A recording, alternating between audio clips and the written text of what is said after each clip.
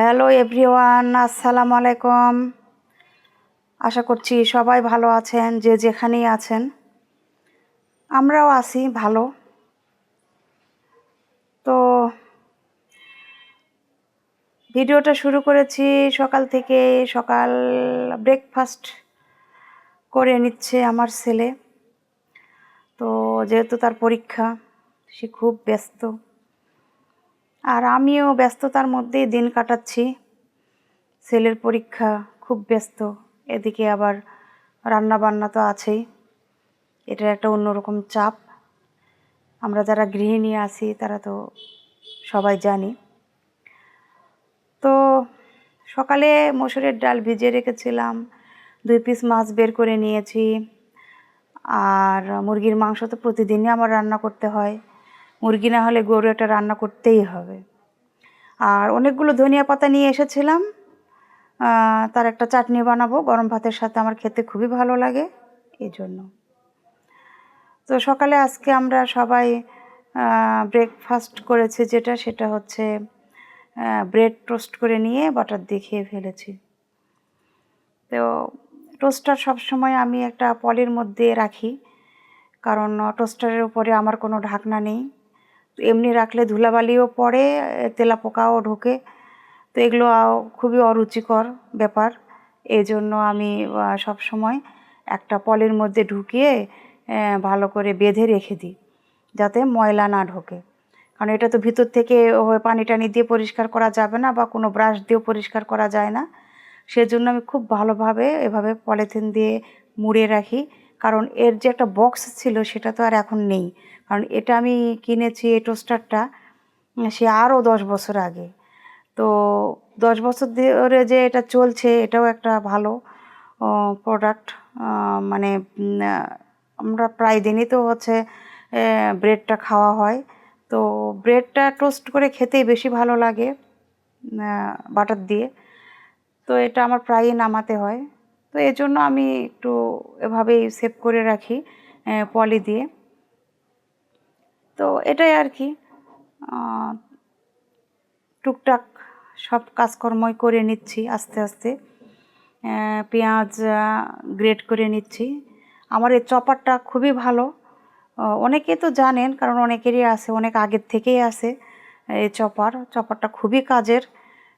তো যাদের নাই তারা অবশ্যই নেবেন, কারণ আমি মনে করি যে এটা একটা নাম্বার 1 প্রোডাক্ট, আর খুবই কাজের।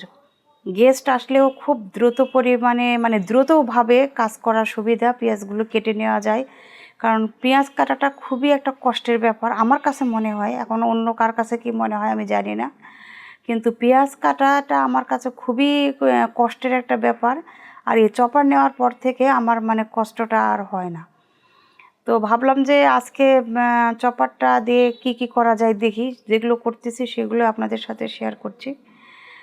তো একটা একটা করে কাজ করে নিচ্ছি। তো প্রথমে পেঁয়াজটা চপ করে নিলাম, নিয়ে তো ওই যে আস্তে আস্তে বাকি কাজগুলো করে নিচ্ছি। তো ধনিয়া পাতার চাটনি আমার খুবই ভালো লাগে গরম ভাতের সাথে, তো ওটাও করে নিচ্ছি। দেখতেছি যে আসলে চপার, এটা তো চপার, তো দেখি এটাতে কেমন হয়। তো যা যা করেছি প্রত্যেকটা কাজে যে এত ভালোভাবে হয়েছে, আমি তো মানে সত্যিই অনেক খুশি। আমার মনে হচ্ছে যে আরও আগের থেকে যদি এই প্রোডাক্টটা আমি নিতাম, তাহলে মনে হয় এত দিনে মানে এই কষ্টগুলো আর করা লাগতো না। কারণ ব্লেন্ডার তো অনেক বড় একটা জিনিস, ওটা বের করা ঝামেলা মনে হয়, কিন্তু ছোট প্রোডাক্ট হিসেবে এই চপারটা খুবই কাজের। মানে এটা আসলে বলে বোঝানোর মতো নয়। আর এটাতে কাজ করতে সেকেন্ডের ব্যাপার। আমার মনে হয় যারা ব্যবহার করেন তারা তো জানেন, মিনিটও লাগে না, মানে কয়েক সেকেন্ডের মধ্যেই কাজ হয়ে যায়। তো আসলে খুবই ভালো, ব্যবহার করছি, ব্যবহার করে খুবই আমি স্যাটিসফাই। কারণ এখন স্মার্ট দিনে স্মার্ট জিনিসগুলো ঘরে থাকবে, এটাই স্বাভাবিক। তো যেগুলো স্মার্ট প্রোডাক্ট আছে, আশা করছি যে একটা একটা করে সবই নিয়ে নেব, কিনবো। আর যেগুলো আমি অনলাইন থেকেই নিই বা অফলাইন থেকেই নিই, যেভাবেই নিই না কেন আপনাদের সাথে তো অবশ্যই শেয়ার করব। তো আমার ধনিয়া পাতার চাটনিটাও কিন্তু হয়ে গেল, দেখেন কত সুন্দরভাবে এবং কত কম সময়ে। তো এই তো একটা একটা করে সবই করে নিচ্ছি। তো মসুর ডাল তো আমি অনেকগুলো ভিজিয়ে রেখেছিলাম দেখলেন। আর এই শীতকালে মসুর ডাল বড়া বানালে আসলে খেতে খুব ভালো লাগে। শীতের সময় একটু ভাজাভুজি এগুলো খুব ভালো লাগে, পেঁয়াজু টাইপের জিনিস বা ডালের বড়া, এগুলো পার্সোনালি আমার খুবই পছন্দ। তো ভাবলাম যে একটু করে নিই, খাওয়া যাবে যে কোনো সময়ে। ফ্রিজে রেখে দিলে থেকে গেল, যখন দরকার তখন আমি বের করে নিতে পারলাম। তো ডালের বড়া হিসেবেও খাওয়া যাবে, কারণ এখানে সব মশলাই আমার দেওয়া দিয়ে দিচ্ছে আর কি, যে পেঁয়াজ রসুন মরিচ ধনিয়া পাতাও দিয়ে দেবো। ধনিয়া পাতা তো আগে ব্লেন্ড করে নিয়েছি, পরেও আবার একটু দেব, দিয়ে যে এই যে দিয়েছি, দিয়ে এখন আবার ভালোভাবে ব্লেন্ড করে নিচ্ছি। তো এটা করা থাকলে সুবিধা, যে কোনো সময় বের করে নিয়ে ভেজে খাওয়া যাবে। আবার এর সঙ্গে একটু চালের গুঁড়ো মিশালেও মিশানো যাবে, বা বাঁধাকপি গাজর এগুলো দিয়েও কিন্তু সুন্দরভাবে মিশিয়ে পরে বড়াটা বানিয়ে নেওয়া যাবে, কারণ ডালটা তো এখানে রেডি করাই থেকে গেল, এই আর কি। তো আসলে কাজের জিনিস কিনলে ভালোই লাগে। আমরা গৃহিণী, আমাদের অনেক কিছুই দরকার। তো ভালো লাগছে আপনাদের সাথে শেয়ার করছি, এটাও আসলে মানে অনেক খুশি আমি। আমি তো আরও 2টা প্রোডাক্ট কিনেছি, তো সেগুলোতেও যখন যা কিছু করব, একটা তো হচ্ছে মাংসটা কিমা করার জন্য, আর একটা ডিম রাখার র্যাক। তো যেটা দেখানোর সেটা তো অবশ্যই আমি দেখানোর চেষ্টা করি, যা কিছু করি, এই আর কি। তো এগুলো সব কমপ্লিট করার পরে এখন ফাঁকে ফাঁকে কিন্তু আমি রান্না বান্নাও করে নিচ্ছি। চুলায় কিন্তু অলরেডি রান্না হচ্ছে। আমি তো দেখিয়েছি যে আজকে আমি কী কী রান্না করব। তো যেহেতু ছেলের পরীক্ষা, সেজন্য মাছটা আগে রান্না করে নিয়েছি। আর আমার বাসায় যখন মাছ রান্না করি তখন মাছ মাংস দুটোই রান্না করতে হয়, কারণ মায়ের আব্বু তো মাংস খায়, মাছ খায় না। এই কারণে মাছ রান্না করলে মাংসও পাশাপাশি রান্না করতে হয়। তো দুপুরের জন্য মাছ রান্না করে নিয়েছি, আর আবার রাতের বেলা রান্না করাটাও একটা প্যারার মধ্যে পড়ে যায়, কষ্ট হয়ে যায়। এজন্য দুপুরেই মাংসটাও রান্না করে নেব। তো এখানে কই মাছ রান্না করেছি। তো কই মাছ আমার মনে হলো যে কই মাছটা আমি খাবো না, এই জন্য 2 পিস পাবদা মাছও বের করে নিয়েছিলাম। তো সেটাও একসাথে রান্না করে নিয়েছি।